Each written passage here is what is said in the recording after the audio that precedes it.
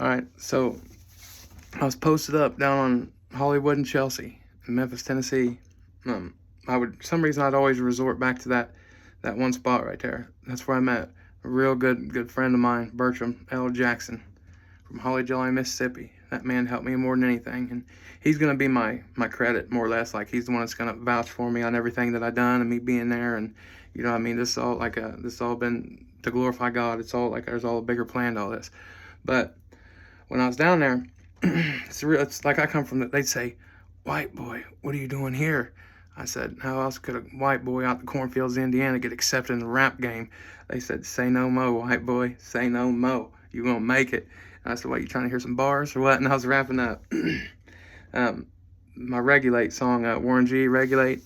I rewrote that, and from the beginning, and that's one of the 4 songs that was recorded in the hoods of Memphis, Tennessee, by an underground rapper that you'll find. That's another story. But so I was at Hollywood, Chelsea, and most of these people were out. They were out they're thugging, trying to rob, and excuse me, stuff. You know what I mean, stuff like that, gang banging.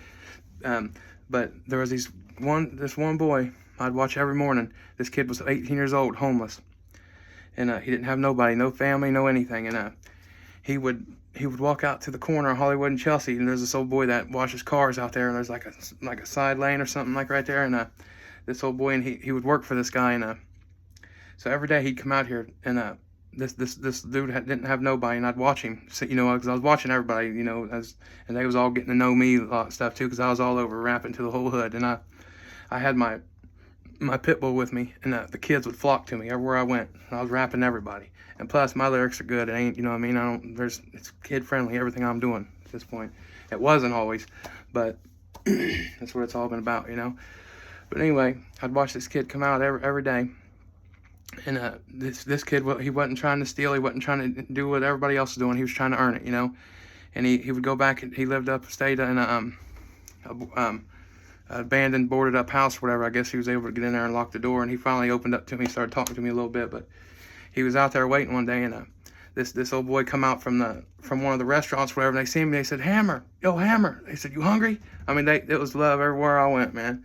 And everywhere I went, you know what I mean, I told him I'm a prophet of God. God sent me, like I was being led straight by God's voice, you know. And but that's what God was doing, was teaching me to trust His voice too, you know. And this kid, so I said, "Yeah, man." I said, so I went over there and got this food or whatever. He handed me like two styrofoam things full of food. Like, one of them somebody didn't pick up, and another one they made for me. And because I met that guy because I was out these projects, apartments, like I was out rapping all these kids, and this was one of the dads or something, I guess, come home from work or whatever, and they all like I said, they got to know me all through there, all through the hood. Anytime if any of them did act, you know what I mean, like kind of act racist to me or whatever, I said, "We look the same to me, brother." And they'd say, "Damn." I said, "All right." And then they started treating me different, man, because I don't see that color bull crap. That's part of the reason in this world, you know, the hatred and the racism and all this stuff, you know. I ain't got nothing to do with that. The people done in the past, you know, they ain't got nothing to do with us. I'm trying to live for now. I'm trying to see my kids have a better future, right? So anyway, so I see this boy. I said, "Hey, come here, man." I said, "You hungry?" And this little young man come over there, and he said, looked at the food, and he looked at me, and he said, "Man, how did you get this?" I said, "God gave it to me, brother." I said, so we prayed. I sat there and I prayed, you know, and said, "Thank you, Lord." And then I broke one of it in half, you know, fed my dog. I'd always feed my dog right out of my hand, you know, and then I give him the other one. He said, this young man said, "Man, I knew it was gonna be a good day today." This made this young man's whole. I'll never forget this stuff. If I ever get into a position where I'm able to bless people, I'm gonna go find the people, try to find this kid again. He didn't have no family, nobody. A good, pure little soul, this young man was. And I showed him how to pray, and the stuff like that means everything to me.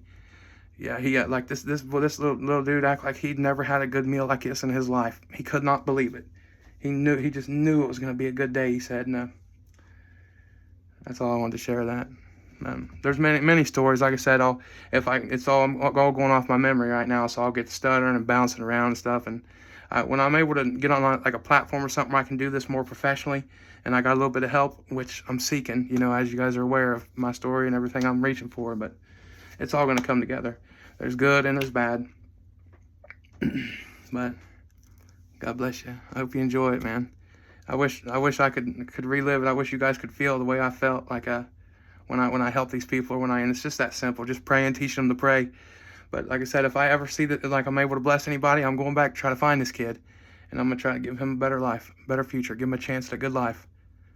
That's the kind of stuff I want to do. I want to be able to help people. And I mean, it's just a meal changed the boy's life. Imagine what real love would do. God bless you, man.